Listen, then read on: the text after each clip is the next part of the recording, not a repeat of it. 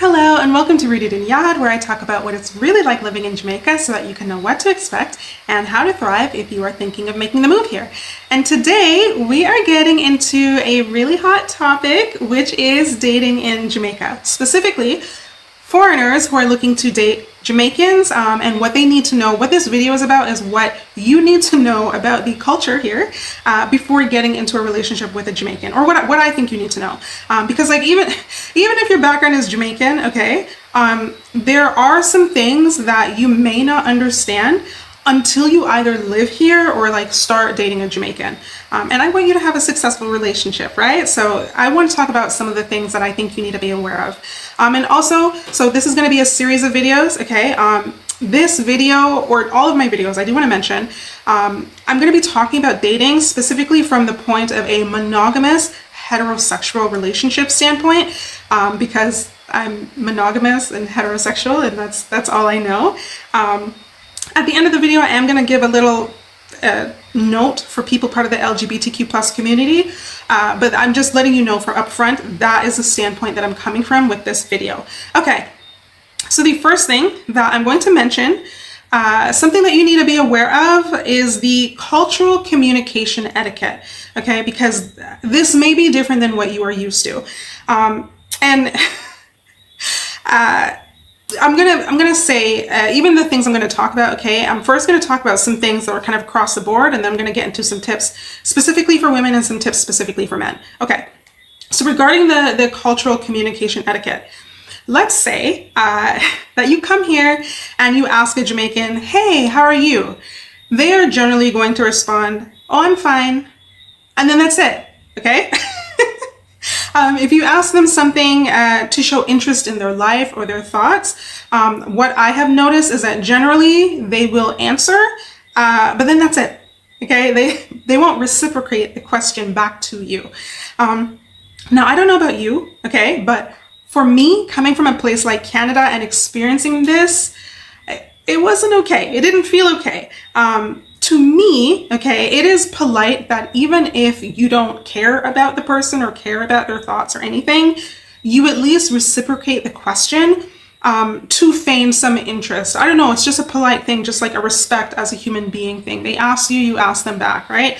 But when the question isn't reciprocated, to me, it comes across like it's taken as like, okay, wow, like, you know, they really don't care about me. You know, they're not interested in me, my thoughts, anything at all, because like they can't even ask the question back. Like, they can't even fake enough care to ask the question back to me, right? Like they probably really don't like me because they can't even fake basic politeness, right? But as I said, I've noticed that this is actually a cultural communication difference. So it's not that like Jamaicans don't care about you if this happens. And I understand not all Jamaicans do this. Sorry, it's hot. I understand that not all Jamaicans do this. But I've found that generally this is what I've noticed happens. And it's not that they don't care about you or your well-being, but the cultural expectation here, I guess in terms of communication, is that if you have something to say, you will say it of your own volition. Like I don't know, they don't expect to ask you back. They expect if you have something to say, you say it of your own volition. So as you may already know, my husband is Jamaican, and there are many times, even now, where I will ask him something to like take interest in him, and he won't reciprocate the question, right? And then, you know, they're waiting for him to ask me back because, you know, I'm not gonna say anything. I'm just gonna look at him. And then if he doesn't ask me back, then he's gonna get a screw face and have me miserable the entire day if he doesn't ask me back. So, I mean, sometimes he remembers that I expect him to ask me back because, you know, being Canadian or being Canadian first, right? Me being Canadian first, that is, it's just like a cultural conversational etiquette that we have. And I mean, considering, you know, I didn't go pursuing him. He came pursuing me. So there's some things that, you know, he needed to learn. It's not saying I don't learn about him, but, you know, he's the one, I guess, who kind of has to do some learning as well. But the thing is, you know, I just expect that if I take interest in your life, I expect it to be reciprocated, right? Even if you don't really care, I expect to get the question back, right? It's just seen as like basic common courtesy. I don't think it's just Canada. I think it's, you know, in some of these Western countries, the US, it's common for that to be there. The UK, it's common for that to be there. You know, so like in these more, I don't know, Western countries, that's kind of how it is. But that's not really how it is here in Jamaica. And the thing is, like, my background is Jamaican, right? Like, as in the whole of my family. My father's Jamaican. He was born here. My grandparents on both sides are Jamaican. I have aunts and uncles who are Jamaican. Like, just the whole of my family background is Jamaican. But, you know, I thought I understood the culture, but clearly not. Clearly not. It wasn't until I moved here. And as I said, it's not everybody, but it is prominent enough. Like, it's even in the grocery store. If I go to a grocery store or market and I ask somebody, hey, how are you? It's like, oh, I'm fine. And like, that's it. Like, they're not going to reciprocate back the question. But as I said, it's not that they don't care about you. It's just a different communication etiquette that they have here. It's a cultural thing that I have noticed. Okay. Now, the something else, okay, that may be different than what you're used to is the way Jamaicans describe people. And I feel like I have to mention this because it can be a shocker if you are not expecting it. It can be kind of off-putting if you're not expecting it. And what I mean is that, like, if you have some weight on you, they're going to call you fat, right? Like, they will say, oh, she is fat. Oh, he is fat. Oh, you remember the fat girl? Like, that's just how they talk. I mentioned this in my last video. Something I love about Jamaica is the people. And one thing I love about the people is, like, they have a very candid way of talking. And this is a part of it. This is the candid way of talking. And regarding the weight thing, like, it's very prominent. That's even in Jamaican culture in Canada. Like, if someone is Jamaican and they saw you when you were thinner and then they see you again and you gained weight, they're gonna be like, oh, look how you get fat, all right? Now, me being Canadian first, when I hear that, I'm like, what? Like, that's not okay. Don't comment about my weight. Don't discuss my weight. Well, one time, yeah, I don't know, these men just had some audacity. One time, and this is when I was a lot thinner, I was there walking with my mom, and we were just walking somewhere, and these two men, a younger man and an older man, were standing there looking at me, and they're like, oh yeah, she looks good. Yeah, but she have belly though. Like, what? Like, sir, can you mind your business? Can you keep your comments to yourself? But as I said, it's just culture here, the candidness from which they speak. And generally, like, when they are speaking in this way, they generally aren't speaking to make fun of you.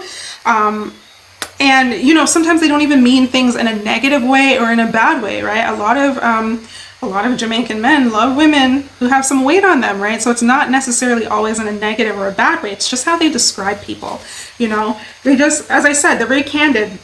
They speak in a very matter-of-fact way, and that's kind of all it is to them, right? Even like the nicknames, okay? When you come here, you're going to hear people have certain nicknames. Like, you know, if someone has a limp, they're going to call him Brookfoot for broken foot, right? I know of somebody, their nickname is Ugly Man. Now, to be fair, I don't think the man is that ugly. But whatever, his nickname is Ugly Man, right? So, and like, if you say, hey, yo, Ugly Man, he will respond. Like, they are also very candid with their nicknames. So just, this is something to be aware of. If you're not aware, this may come off as off-putting, but it's just something to be aware of, because generally they don't mean it in a negative way. It's just, they speak very candidly here. I'll say it like that. Now, the last thing I'm going to mention, which will be applicable to both men and women that you need to be aware of when you come to Jamaica, is the rampant SMEX tourism. And I'm going to say SMEX because I don't know what I can and can't say on YouTube, especially as I'm growing. So I'm going to say SMEX tourism. So SMEX tourism is absolutely a thing here, okay? And that goes for both men and women. It's not like, oh, one gender is doing it and the other is not. No, it goes for both men and women. It is a very big thing here. And what I mean in particular is that what happens, or what has happened, which has led to this, is that a lot of tourists come here and literally proposition Jamaicans, literally proposition locals for that. Like, I personally know people, they're actually men. I'm not my husband, but like I know people who have done this, right? Men who have done this, and like, that's their thing. Literally SMEX tourism, not being a sugar baby, Well, maybe sometimes that too, but it's like literally sex tourism. Now, I have to mention this to you. I want you to be aware, because since a lot of tourists come here, a lot of foreigners come here and proposition Jamaicans for that, there are some Jamaican persons who may initially think, like you being a foreigner and trying to get with them, they may initially think that's what you're about or that's what you want. And that's why I'm mentioning it to you. Like, I was reading a case of a person here in Jamaica, someone from foreign here in Jamaica, complaining that, you know, they're on the dating apps and stuff here, but like they're a man, and like women kept asking the man to like buy them things, like buy them a new phone or pay for them and their friends to go to a hotel or resort or, you know, etc., etc. And it was making him feel very discouraged. But I mentioned to him, this is probably why, like, you know, I said to him, especially since you're a foreigner, and a lot of foreigners come here and do that to the point that it's very normalized, there's going to be a lot of people on the dating apps who like may not know that you don't want that, and that you're actually looking for a genuine relationship, because so many, as I said, so many foreigners come here and will proposition Jamaicans, you know. So what this means for you, okay, man or woman, what this means for you is that you need to be clear that you're not looking for that. You need to be clear that you're looking for a long-term relationship. I mean, unless you want to rent a body, okay? If you want to rent a body, that's your thing, you do your thing, because there are people here who will consent to that. But a person, okay, Jamaican or not, a person who is interested in you and in building, and specifically in building a relationship with you, is gonna want to get to know you for you and not what you have, right? Now for the ladies, this means that, you know, if a man is coming to you talking about, you know, what he wants to do to you in bed, like right from the get-go, well, like you already know what he's about, right? Sex tourism or not, you already know what he's about. For men, if you come here and like the women are like, oh, can you buy me a phone? Can you spend your money on me in this way? Can you do this? Can you do that? A woman who's interested in you isn't gonna do all that. She isn't gonna ask you for all that like that. And as I said, if you like let people know up front, like, hey, this is actually what you're looking for, yeah, you are going to see some people drop off because, you know, that obviously that's not what they're looking for at the time. But just going back to the men, okay, I do want to mention that, you know, when it comes to women asking you for things, the thing is, I'm going to go more into this later, but money will still be involved, because culturally that's just an expectation here. I'll explain it later, as I said. So I do want to let you know money will be involved, but it is likely it's not going to be, oh, hey, can you buy me one phone? Can you do this? Can you do that? It's more of an expectation, not like them asking you, okay? But as I said, I just wanted you to be, whether you're a man or a woman, I just wanted you to be aware of certain things when you're coming here and when you're dating, okay? Just be very clear, like be aware of the cultural communication etiquette, that it's different. Be aware of like the candidness to which Jamaicans speak and how they talk to you, about you, how they talk to people. It's just very candid. And then be aware of the sex tourism, okay? Okay, so actually, I know I said I was going to talk about cultural tips for men and women, but then when I was recording this, it was like 30 plus minutes. So I'm actually gonna add tips for men in the video for men and tips for women, specifically in the video for women. But before I end this video, I do wanna leave a quick note here for people who are part of the LGBTQ plus community, who are watching this. If you are part of the LGBTQ plus community and you are looking to date a Jamaican, the only thing I will mention here is that you will probably find someone like that on the resort. Jamaica isn't really an LGBTQ plus friendly place. It's more like, if you're part of that community, they expect you to keep that to yourself. Something that you might not be aware of, okay, you might, but you might not, is that Jamaica is a country with very conservative Christian values, a very conservative Christian culture and very conservative Christian values. despite what you may see online, okay, you might see a bunch of foolishness online, but Christianity is actually the largest religion in Jamaica. Not Rastafarianism, no, Christianity. And I think that is next to Islam. Like Rastafarianism is not actually that high on the list. But as you already know, probably being part of that community, conservative Christians have a lot of negativity towards those in the LGBTQ plus community. So with that culture here, you know, if you're part of that community, it's very hush-hush. And I mean, I think as is typical with a lot of patriarchal cultures, I think being a lesbian is less looked down on. I mean, it's still looked down on here, don't get me wrong, but I think it's less looked down on because, you know, I don't know if men, it's just that they take lesbian relationships less seriously, like they can't be real or something. But either way, it's still something that you want to keep hush-hush into yourself. But for men especially, okay, if you're a man, if you're a homosexual man or you're bi, and you openly express that towards a man here, do not do that outside of the resort. Just don't do it outside of the resort, because the way the culture is, a lot of people here are especially hateful of men who fall in love with other men, right? And I'm not necessarily saying violence would happen against you if you did that, but I can't promise you it won't, especially if you are a black man. If you are a black man who is bi or homosexual and you try and come to Jamaica and express that, that's not going to go down well, because as you probably know, like in black culture, that is especially looked down upon. Like, I guess if you're white or if you're not black, right, and you do that, you might get a blight because they kind of, right, Jamaica is mostly black, and when that happens, they also have the mindset of a lot of black people have, where it's like, you know, if a man who is not black is gay or is bi, they're just kind of like, oh, that's a white people thing, right? Like, that's not.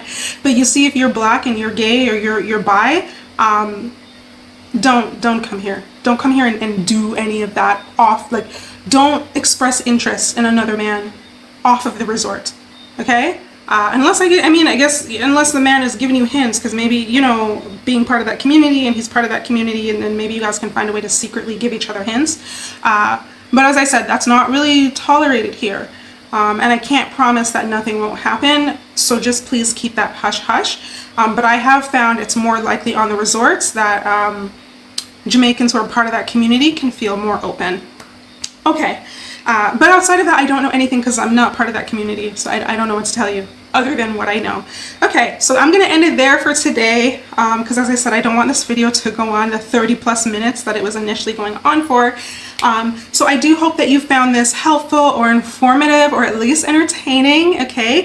If you did, please hit that like button and let me know. But I also do want to hear from you, okay? If you are a Jamaican, or if you are living here, what do you think? What else do you think people from foreign need to understand about dating Jamaicans in general? Or like, what do you think they need to understand about the culture before they start looking to date a Jamaican? Leave it in the comments and let the people them know. And if you are planning to move here, okay, don't leave without getting your freebies that I work so hard on. They will help you get a head start on like things like what to bring, what to prep, what to expect. The link for that is in the comments and in the description. And if you are planning to move here, and you want more support other than like my free videos and my freebies, I have created 2 resources to help your transition go even smoother. So one is my Moving to Jamaica guide. Now at the point of me creating this video, this guide is for pre-order for $10. I don't know if it'll be ready by the time this video is out, but right now it is available for pre-order for only $10. I do have most of it outlined. It's outlined, the content is there. I just want to like tighten it up and make it pretty and stuff. And I think there's a couple more things that I want to add. But as I said, if you're interested, it's available for pre-order, only $10. The price will go up when the guide is done. So if you would like the guide, go ahead and feel free to get it early for the cheaper price. And the second thing, okay, that I think would be helpful is the Rooted in Yard membership that I have. This is a supportive space with live video chat. So like we all go on the video chat and We chat, we vibe, we build community. You can feel free to ask questions. I'll answer, help however I can. You will get weekly reflection prompts. You will have access to a private community, and you will also have early access to all of my content. So if this is something you're interested in, everything will be linked in the description and in the comments. Okay, so that is it for this video. Now the next video, okay, I'm gonna just give you an outline of the videos. The next video is going to be specifically for women, foreign women who are looking to date Jamaican men. I'm gonna be talking about like the cultural things specifically you need to be aware of, and just some other things when it comes to dating Jamaican men to help you have a successful relationship, to help you find help you have a better chance of finding a partnership. And then the video after that is going to be for the men who want a relationship, the foreign men who want a relationship with Jamaican women. Again, it's the same structure, cultural things that you need to know, and like some tips to help you have a relationship that'll be successful. Find someone who you can have a successful relationship with. After that, I'm going to be talking about like how to date like long distance, how to make that successful. That'll all be based on my experience. And then the last video is going to specifically be for Jamaicans who are looking to date people from foreign, because I think there are some things that Jamaicans need to know and be aware of if they want to successfully date people from foreign. Okay, but that is it for this video. If you are looking forward to the rest of the series and you have not subscribed yet, do subscribe so that you do not miss anything, so that you don't miss anything, you don't miss any of the videos coming out. And yeah, that is it. In the meantime, thank you for watching, and I will see you in the next one.